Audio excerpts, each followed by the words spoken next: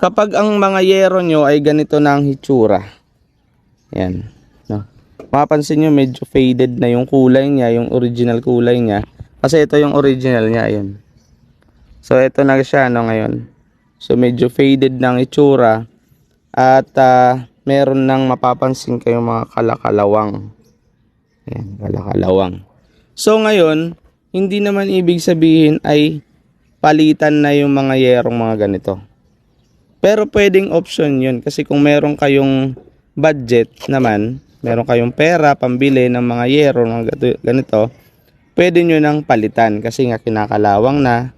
Yan. So kasi ano na yan, kumbaga yung lifespan yan, maiksi na dahil dun sa mga kalawang. Kasi unti-unti nang mabubutas yan. Ano. So ngayon, kapag konti pa lang or wala pa kayong budget, o ang budget nyo ay maliit pa, pwede nyo pa tong repairin. So, pwede nyong pinturahan. Ito naman ay maitatago. Yan, mga yeron, ay mga ano na yan, kalawang. So, para mawala, pwede nyong pinturahan uli. At least naman, madadagdagan yung lifespan pa niya.